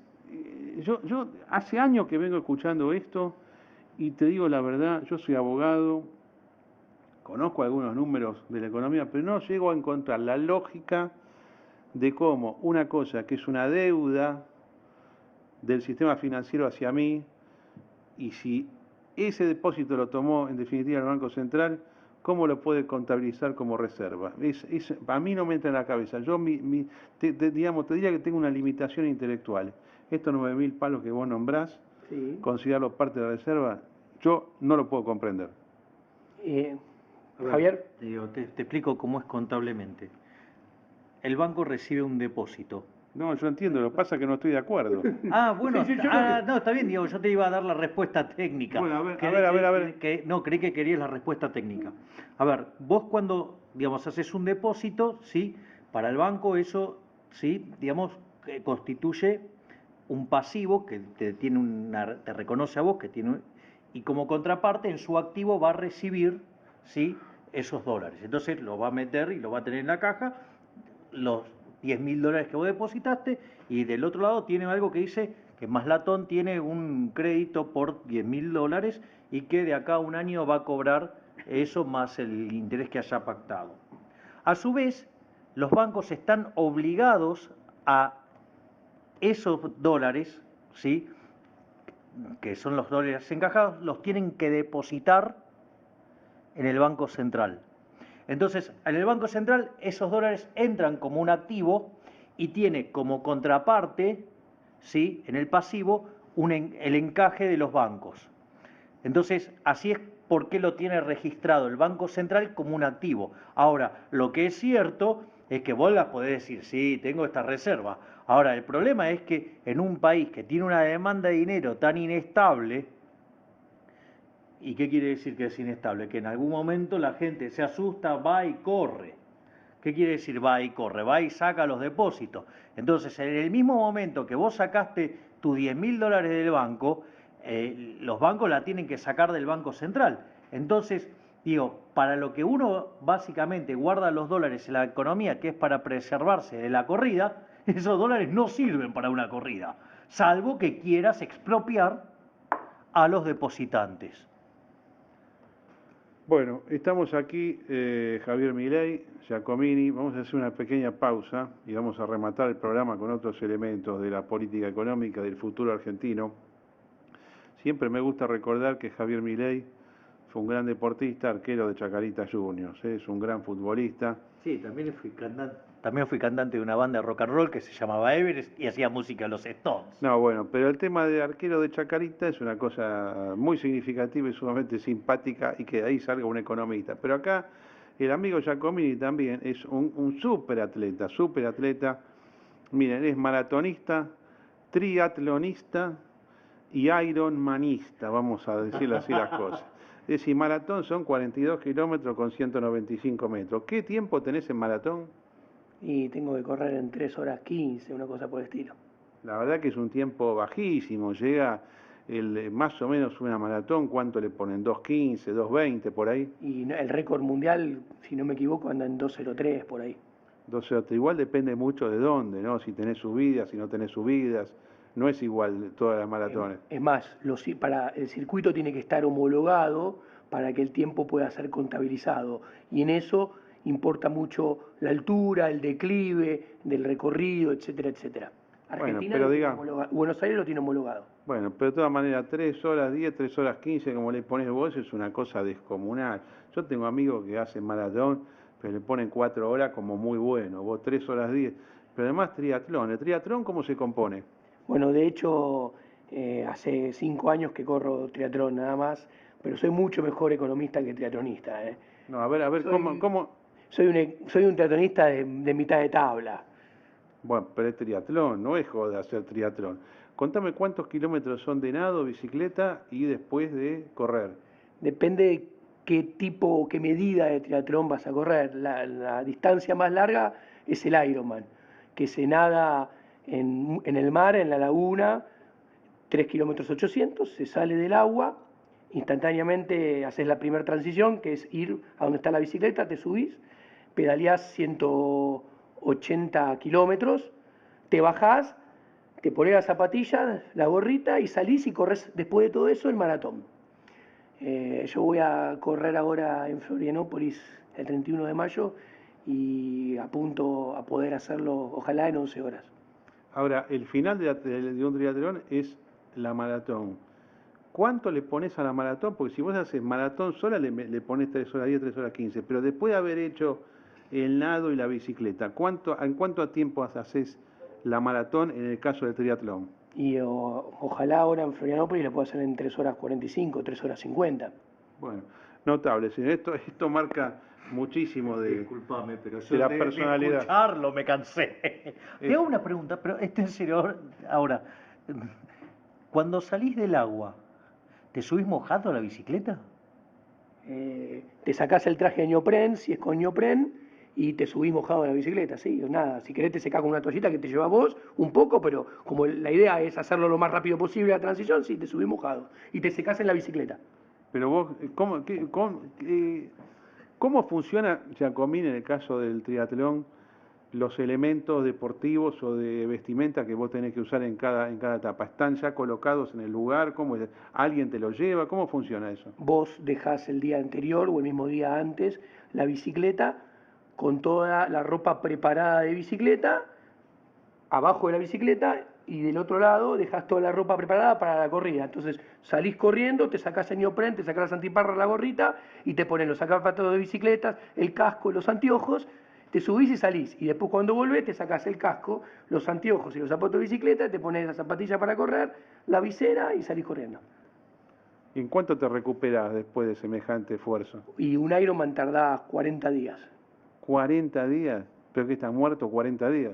Por ejemplo, salís y querés correr y corres mucho más despacio de lo que solés correr. Te subís a una bicicleta, que generalmente uno dice, no, por lo menos durante 20 días no la quiero ni ver la bicicleta. ni la tocás, ni la armás. Y vos cuando terminás un Ironman, después tu trabajo como economista, ¿eso lo podés seguir así sin ningún problema o también te tenés que tomar un descanso? No, sigo sin ningún problema. Es más, después de un Ironman me concentro más porque durante esos primeros 30 días se entrena casi nada o muy poco, entonces estoy a full en la economía. ¿Qué edad tenés, Giacomini? 43. ¿Qué edad tenés, Milei? 44. Bueno, felicitaciones a ambos, ya volvemos. Una pausa, amigos. Y ahí está, y ya hace 20 años, ¿verdad? Pero que tengo siempre te gusta, ¿verdad? Pero que tengo siempre te gusta, ¿verdad? Pero que tengo siempre te gusta, ¿verdad? Pero que tengo siempre te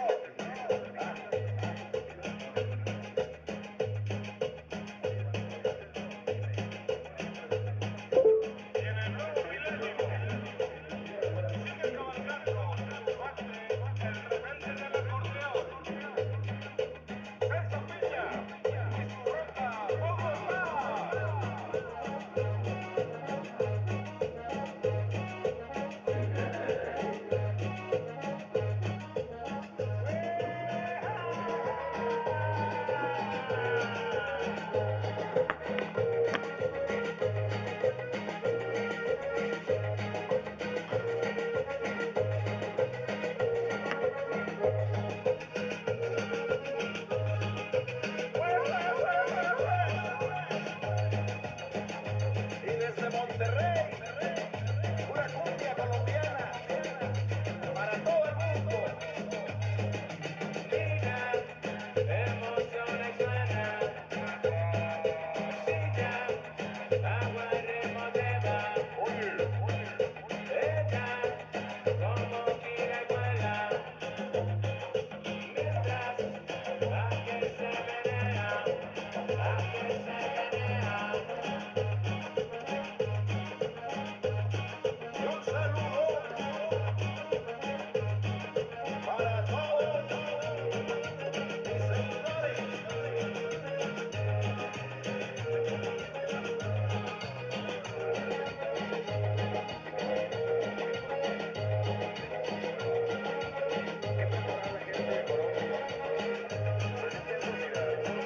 Toda la gente de Colombia que me ha conocido en mí, por tenerle tanta fe a tu música.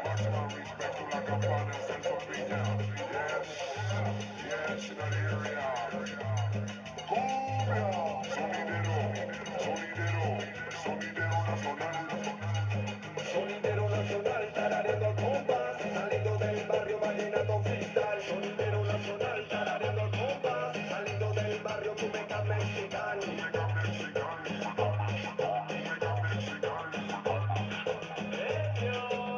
La cadencia buena, sobre melodía sueña. Ella, como gira y vuela, mientras aquel se menea, aquel se menea, aquel se menea, aquel se menea. Y para mi buen hermano, Lalo y sus 4 cuerdas mágicas. ¡Fuera! El Rubén Piña, el Quique y el Celso Piña.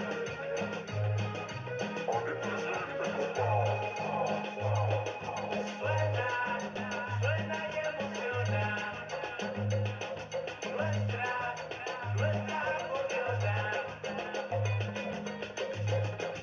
We are the river, sweet blessings you deliver. But no fighters, fuerza ya believers. Colombia te canto, con la mano arriba. Con el reggae sound alegrándote la vida.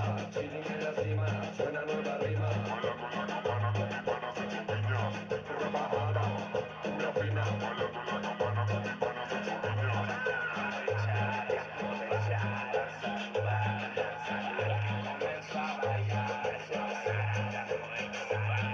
Esto es Cumbia sobre el Río, un tema que se hizo muy famoso con la película Babel del año 2006-2007 del director mexicano Alejandro González Iñárritu. Una película, quien no la vio tiene que verla, tiene muchísimo contenido político. Cumbia sobre el río.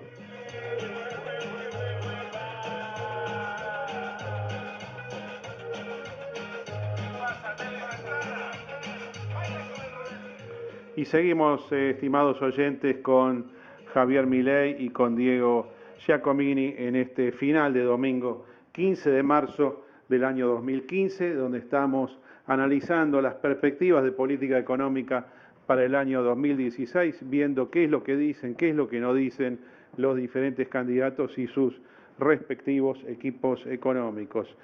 Bueno, obviamente Milei y Giacomini son fuertemente críticos de todo el modelo populista kirchnerista impuesto desde el año 2003. Seguramente ellos tienen una discrepancia ya con lo que se hizo desde el 2012 en adelante, y ni quiero pensar lo que sostienen sobre el mal manejo fiscal de los últimos años de la década del 90. Bueno, no sé si son ellos, pero se acuerdan, José Luis Esper siempre dice que en definitiva detrás de cada crisis económica hay un problema fiscal o hay un problema de tamaño del Estado también, que es lo que impediría que Argentina entre rápidamente en un proceso de desarrollo y crecimiento a partir del año próximo, justamente por los problemas de competitividad que nos señala Javier Milei. Política monetaria, señores, ¿qué hay que hacer? ¿Cómo se encara? Voy a reiterar una pregunta que siempre les hago: ¿qué viene primero, si lo fiscal o lo monetario? Primero se liberan las variables de la economía, se deja flotar el tipo de cambio, después se trabaja sobre el problema fiscal, o viceversa. O me dicen quizás que haya que hacer las dos cosas al mismo tiempo. Milei. Bueno, a ver, yo creo que esta cuestión de la salida del cepo cambiario en Argentina, nosotros en distintos artículos hemos demostrado que gran parte de la explicación del estancamiento argentino tiene que ver con el cepo cambiario. El cepo cambiario significa que ha fijado el tipo de cambio por debajo del nivel de equilibrio, ¿sí? Al fijar el tipo de cambio por debajo del nivel de equilibrio, eso deja ese mercado con un exceso de demanda y hay un exceso de oferta en el resto de la economía. En el mercado de bonos implica que los precios de los bonos son muy bajos, por ende la tasa de interés es muy alta y no hay acumulación de capital. En el mercado de dinero implica, digamos, presiones inflacionarias. El exceso de oferta en el mercado de bienes significa que el producto se estanca, ¿sí? O alternativamente, si lo queremos mirar desde el lado del mercado de trabajo, se produce desempleo, es decir, no hay empleo genuino. Con lo cual, está claro que uno debería apuntar a la eliminación, ¿sí?, del cepo. Eso es una cuestión fundamental. Ahora, el problema, digamos, en el caso argentino... ¿Pero eso cómo se hace? ¿Se hace en un fin de semana cambiando la circular del Banco Central o necesitas un proceso fiscal previo? A ver, el tema es el siguiente. Vos lo que necesitas, ¿sí?, es retirar el sobrante de pesos. Por decirlo de alguna manera, si hubiera continuado la política monetaria que estaba llevando a cabo Fábrega, que había hecho un gran esfuerzo por eliminar el exceso de pesos dentro de la economía, ¿sí? Recordemos que Fábrega en 9 meses había emitido nada más que 5.000 millones de pesos. ¿Qué es lo que pasa? Que después, digamos, triunfó la posición de Kicillof, Vanoli fue al Banco Central y Vanoli en 3 meses emitió 80.000 millones de pesos, es decir, en un tercio del tiempo de Fábrega emitió 16 veces más. Es decir, todo el trabajo que estaba haciendo Fábrega, ¿sí?, a la postre hubiera derivado en que se hubiera podido levantar el cepo cambiario porque hubiera eliminado el desequilibrio monetario. O sea, la clave está en si vos qué es lo que haces con el desequilibrio monetario. ¿Por qué? Porque el problema es que los mercados financieros ajustan de manera instantánea, mientras que los mercados de bienes ajustan lento. Entonces, ¿qué es lo que pasa? Si vos tenés un fuerte sobrante de pesos, ¿sí?, digamos el money overhang, y vos no lo limpiás y liberás, lo que vos vas a tener es una fuerte corrida contra la moneda. Y como las exportaciones tardan en reaccionar y las importaciones muchas están pactadas, con lo cual también tardan en reaccionar, vos necesitas una sobrereacción del tipo de cambio, necesitas una devaluación exagerada, ¿sí? Que lo que deriva es que necesitas una fuerte recesión para generar esos dólares y en conjunción con eso, como lo que te sucede con la demanda de dinero es que además con el salto del tipo de cambio se te precipita una mayor caída de la demanda de dinero, entonces tenés todavía una aceleración inflacionaria más grande y eso después además te empeora todo el desenvolvimiento de la economía. Entonces, digo, ¿cuál es la forma de hacerlo racionalmente? Es la que yo te acabo de mencionar, que es limpiar el money overhang. Fábrega lo estaba haciendo. Sí, de hecho, hoy la tranquilidad que vemos en el plano cambiario y la desaceleración de inflación que estamos observando es fruto de la política monetaria que hizo Fábrega, porque de hecho, yo esto no lo invento, está estimado acá por mi colega Diego Giacomini, que el lag de la política monetaria son 12 meses. Exactamente. O sea, para que la gente lo entienda, la inflación hoy en día baja por lo que hizo el Banco Central hace 12 meses atrás. No está desacelerándose por lo que está haciendo Banoli hoy. ¿Y qué sucede? Y el dólar puede estar clavado como está, también por lo que hizo Fábrega hace 12 meses atrás. ¿Qué sucede? El dólar como está, muy probablemente dentro de 3, 4, 5, 6 meses va a estar más elevado. Y el movimiento del dólar sí impacta directamente en la inflación. O sea, cuando suba el dólar, la inflación se va a volver a acelerar. Y lo que está haciendo Banoli, que recibió el Banco Central con la base monetaria creciendo al 18%, 19%, y ahora lo tiene la base monetaria desacelerando, y ahora tiene el Banco Central con la base monetaria creciendo al 30%, se va a sentir hacia fin de año. Entonces, hacia fin de año, muy probablemente la inflación se va a acelerar nuevamente porque el dólar se va a empezar a deslizar más fuertemente que ahora y porque los efectos de la política monetaria de Banoli, que no se sienten ahora, sí se van a sentir. Está bien, Giacomini, pero yo me voy a colocar en macrista, sciolista o masista optimista y te voy a decir que la demanda de dinero va a aumentar de tal forma, como consecuencia del cambio de gobierno, que no se van a ver los efectos inflacionarios de esta expansión anual del 30%. Y que los males que vos estás pronosticando no se van a sentir simplemente porque van a cambiar las expectativas. Bueno, yo creo... Yo estoy haciendo un juego, después no me malinterpreten, ¿no? Yo no me estoy oponiendo a lo que dicen Giacomini y Milei. Me estoy poniendo en la posición de ellos, de los que van a tomar el poder, y te digo que esto es lo que seguramente tienen en el cerebro. Bueno, esto es un punto muy interesante el que vos levantás, porque el tema es así. ¿Yo qué le diría a los candidatos? Mira, si vos te parás a final del 2014, el déficit primario era 3.5 y vos tenés que hacer un ajuste fiscal de 6.1 del PBI porque necesitas un superávit primario de 2.6, o sea, ir de menos 3.5 a más 2.6. ¿Qué pasa? El 2015, señor precandidato o candidato a presidente, no es inocuo, no es que usted se puede quedar tranquilito, es una película, no es una foto. Señor, hasta que usted asume quedan 9 meses donde los problemas se agrandan. Entonces, si ese déficit primario de menos 3.5 es menos 5.5, usted va a necesitar un ajuste de 8 puntos del PBI. Entonces, ¿sabe qué le recomendaría? Usted va a tener que hacer mayor ajuste y dado que los problemas son mayores, como explicaba Javier antes, capaz el ajuste del tipo de cambio que necesite va a ser mayor. Y muy probablemente su visión optimista, como ahora los problemas dentro de 9 meses van a ser mayores que ahora, su versión optimista va a estar minimizada, no va a haber tanto euforia. Entonces, ¿sabe qué le recomiendo? Si usted en las encuestas ve que va ganando puntos y el mercado económico y político piensa que usted tiene cada vez más chance de ser presidente, yo le recomiendo.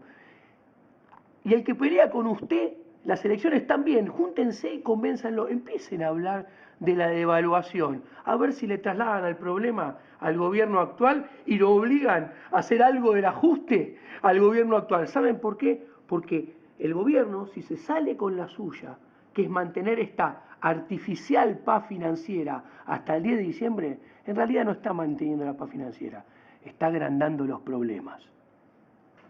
y está agrandando los problemas a futuro, ¿no? Porque si la gente llega a creer que la crisis es responsabilidad del próximo gobierno y no de este gobierno, probablemente volvamos a caer en otro ciclo de recrudecimiento populista. De vuelta, ya pusieron todas las variables en dinámica africana. Recordemos, el cierre de la economía que se hace es propio de un país que tiene un PBI per cápita 10 veces más chico que el de Estados Unidos. Cerrar los niveles de libertad económica que tenemos son propios de un país pobre que tiene niveles de incidencia de pobreza arriba del 25%. Los niveles de educación, esto es muy importante para entender. Existe una relación entre las pruebas PISA, ¿sí?, y el PBI per cápita. ¿Cómo va a existir eso? ¿Qué está diciendo? Entonces, digamos, a mayor PBI per cápita, ¿sí?, digamos, los resultados en las pruebas PISA Pero suelen ser es así, tan Sí, proporcional. Sí, es una línea, digamos, después la podemos mostrar. Digamos, de hecho, yo he estado colgando algunas de estas cosas. Y es interesante porque hay una línea y hay países que están por arriba y países que están por debajo. Hay una leyenda, hay una frase que dice: dime dónde estás en las pruebas PISA y te diré dónde vas a estar en los próximos 30 años. Todos aquellos países que están por encima de la curva, es decir, que para su PBI per cápita tienen un desempeño mucho mayor, son los países que de ahí a 30 años son los países de frontera. El ejemplo emblemático es Corea del Sur. Lo mismo pasa para aquellos países que están por debajo. Es decir, cuando uno mira el caso argentino, Argentina está, dado su PBI per cápita, 12.880, tiene un rendimiento en las pruebas PISA muy inferior al que debería tener. En realidad tiene un rendimiento parecido al de un país de 5.000 o 6.000 dólares. ¿Esto qué quiere decir? Que en dinámica nos vamos convirtiendo hacia lo que son los países africanos. Los resultados de la prueba PISA, lo que están anticipando es dónde va a estar Argentina dentro de 30 años. No va a estar como Argentina hoy en día, va a estar como un país africano. Bueno, Jejen, hasta el final del programa, para vos, última reflexión, después yo saludo a los oyentes. Muchas gracias, Mira, y muchas gracias, Giacomini. Vamos a tener que hablar todo el año sobre esto, así que si ustedes pueden un domingo, que es un lindo momento para conversar, vamos a ir siguiendo las variables de la economía y también lo más importante de todo, qué es lo que van diciendo los economistas de los posibles ganadores de la puja electoral 2015, si es que no pasa nada raro antes, ¿no? Como alguna cuestión de interrupción institucional producto de un autogolpe de Estado. Gracias, Giacomini, y gracias, Mila y Germán Jegenchat. Bueno, vino bien que quede colgado en la primera etapa del programa qué pasa en el Frente para la Victoria, que lo único que dije fue que, bueno, que había un lío bárbaro respecto del armado de las listas y candidaturas en todo el país, menos en Santa Fe y en Mendoza, que ya abrocharon al gobierno y por lo cual sacaron a Mazón por la ventana y hay un lío grosso entre el peronismo tradicional, que básicamente ocupa el Estado, digamos, en todo el país en donde gobierna, y el kirchnerismo, que es la frutilla de la torta, que ocupa el Poder Ejecutivo y está sentado en la caja de recaudación nacional, arriba de la cuenta única del Tesoro, digamos. Lo que dijo Javier, ¿no?, en el sentido de que los efectos de la política de Vanoli se van a ver después, y sobre todo, sí, como dijiste vos, Carlos, un optimismo anticipado, que no tiene fundamento en la economía para ser tal, pero que sí es un optimismo anticipado el que hay hoy, que sostiene las variables de la economía por encima de lo que la realidad debería indicar de dónde están. Si explota después, entonces la culpa la va a tener el que le toque en el poder. Yo creo que esto se engancha también con la política electoral que está haciendo el gobierno. O sea, el gobierno está haciendo una política de refugiarse por razones judiciales en las listas de candidatos, y ese refugio no le importa para nada perder las elecciones. Más, no es un problema temido, sino es un resultado buscado. Resultado que no es compartido por el peronismo, que se le dice tradicional. Yo no sé si le dice tradicional por qué, digo tradicional por la cantidad de tiempo que está en el poder sería, pero en realidad al peronismo no le gusta perder las elecciones, ¿viste? Y si tiene que explotar algo, bueno, que explote, no hay drama, pero con nosotros en el gobierno.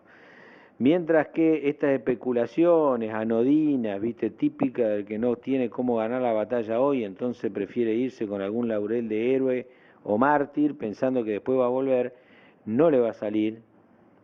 Si explota le echarán la culpa a quien sea, pero los que se van no van a volver. Y esto no es por una cuestión de si hacen bien, arman bien la bomba o no, o si le explota antes o si le explota después. Es porque eso no sucede. Es decir, el hecho de que Bachelet haya vuelto es porque es una sociedad muy pequeña, muy homogénea en su política económica. Recién ahora Bachelet está haciendo una cosa distinta y se fue con un 80% de imagen positiva. Otro país pequeño que sucedió eso es Uruguay, pero son sociedades pequeñas, ¿viste? Son como consorcio de edificios de 6 pisos, de 2 departamentos por piso. Ahí puede ser que la administración se repita, pero una torre, ¿no?, de 5 edificios con 4.000 propietarios, si rajan a un administrador, nunca más vuelve. O sea, y Argentina no es un país pequeño, digamos, en términos de PBI sí, pero en términos políticos, ¿quién ha vuelto acá?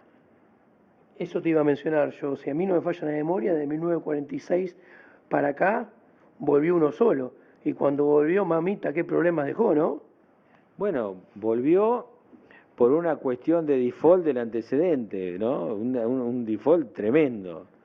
Es decir, volvió Perón. Vos te referís al regreso de Perón, que bueno, que falleció, pero la verdad es que no se puede hacer historia contrafáctica. La verdad que volvió, pero volvió en tercera vuelta en realidad. Pero fue el único que volvió. Fue el único, pero ¿por qué? Porque defaultió el que habían puesto en el arreglo para que no vuelva, que fue Cámpora. Es decir, de nuevo, no es tan fácil el tema. Yo creo que no va a volver porque además hay un desgaste de élite, ¿viste? Las élites políticas en el peronismo van rotando. La élite menemista rotó y vino esta élite. Y chau. Es debut y despedida. Yo creo que ya está. Los 8 años van a pasar y punto. Explote a quien le explote. Bueno, hay mucha gente ilusionada con el juicio y castigo, ¿no? A mí me parece fabuloso el juicio y castigo a los culpables del kirchnerismo y además la devolución de la cosa que se han robado, que no sé quién leí el otro día, que calcula que la fortuna de Cristina Kirchner y de su familia corrupta es de 21.000 millones de dólares. Puede ser, es empezar a sumar cometas, Afano, los fondos de Santa Cruz, puede llegar a ese número perfectamente típico de un potentado africano. Los potentados africanos, Milei, se afanan esas fortunas, con lo cual aquí cabe también políticamente por la corrupción tu término de africanización. Bueno, y podemos cambiar de buitre, entonces. Digamos, le sacamos los dineros mal habidos a la buitre Cristina Fernández de Kirchner y le pagamos los holdouts y los argentinos, digamos, nos beneficiamos con un menor riesgo país y con mayor potencialidad de crecimiento. Eso sí que sería redistribución del ingreso en serio. Bueno, pero el tema más importante, ¿ustedes creen que Mauricio Macri, que es hoy, que ya está festejando por anticipado, no él, porque obviamente que se va a cuidar, va a hacer juicio, castigo y devolución de los bienes robados de Cristina Kirchner? No, todo lo contrario. Es la garantía de la impunidad del kirchnerismo. Ya hay un pacto al respecto. Además, no quiere quilombo. ¿Vieron cómo es el PRO, las encuestas? Todo este tema no le importa a la gente. Nosotros vamos para adelante. Positivo, no nos importa el pasado. Por eso está tan encandilada Cristina Kirchner con Macri. Acá me dice más o menos, me dice acá el compañero Gegenchat. A ver, Gegenchat. Bueno, eso sí, Macri va solo. Pero ahora está Carrió, una especie de fiscal de la República que tiene dos posibilidades: o la raja, o si gobierna con ella se la va a tener que bancar, porque en realidad lo mejor que tiene por hacer Carrió por delante, lo que quiere hacer, yo creo que el sueño de su vida es ponerle el traje a rayas a todo lo que camina. Y si estuvo en este gobierno, mejor. Pero en realidad lo que más le gusta, vos fijate lo que dijo, ni bien terminó el acuerdo radical. A Sanz no me acuerdo qué le había dicho, no sé, no le enrostró la efedrina, eso se lo hizo a Cobos.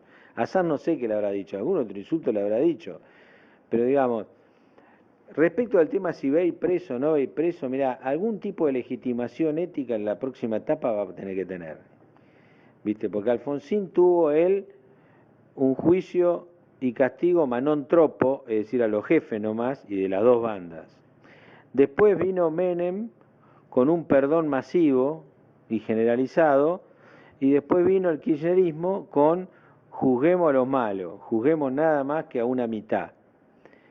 ¿Y qué le queda al que viene? Porque guarda, se acabaron los militares, están todos muertos, son todos viejitos, ahora están todos conectados a un respirador, se acabaron. Y después, del otro bando, la verdad que los que lograron sobrevivir, unos cuantos fueron funcionarios de gobierno, otros tantos van a seguir en la Cámara de Diputados, ¿viste? No va a pasar nada, ¿viste? Porque la verdad que hay algunos que los llaman a declarar, ¿viste? En el juicio de Rucci, vuelve, se sientan en la poltrona de la Cámara de Diputados, nadie los puede tocar. Entonces, en realidad, va a haber que buscarle otra. Una de las posibilidades que está es juzgar, digamos, por corrupción a los que vayan cayendo de esta etapa. Yo creo que Macri no los va a ir a buscar, pero que tampoco se va a poner a frenar demasiado lo que suceda. Al menos que lo empiece a salpicar, que ese es otro tema. Pero, de todas maneras, yo lo que digo es, algún tipo de mascarón de proa para ganarse los sectores medios, digamos, no planificados, digamos, que no tienen planes, que no tienen nada, viste que la verdad, pobre gente tiene que trabajar y pagar impuestos, o sea, algún tipo de ilusión óptica ética le van a tener que generar. Y una de esas cosas puede ser justamente y meter preso a alguno, viste, que Jaime vaya preso, de pronto debido, quizás Báez, viste, no sé, o algún otro funcionario, qué sé yo, por ahí cae alguno, pero alguno puede ser. ¿Y la líder espiritual de los choriplaneros qué onda? No, perdóneme. Vamos a cerrar acá porque la verdad que se nos ha ido el tiempo. Un programa de 1 hora 50. Muchas gracias a todos, amigos. Pero acá el único que va a estar obligado a juzgar a los jerarcas del kirchnerismo, aunque parezca increíble, es Sergio Massa presidente. Es un problema de supervivencia personal, lo va a tener que matar sí o sí. Pero bueno, esto lo dejamos para la próxima ocasión. Esperamos en unas 48 horas estar nuevamente, en unas 24 horas estar nuevamente con ustedes. El martes hay elecciones en el Estado de Israel, trascendentales elecciones. Yo voy a ver si hago un programita especial al respecto explicando de qué se trata la cosa. Lo podemos hacer conjuntamente mañana con Germán Hegen, ya se vota el martes.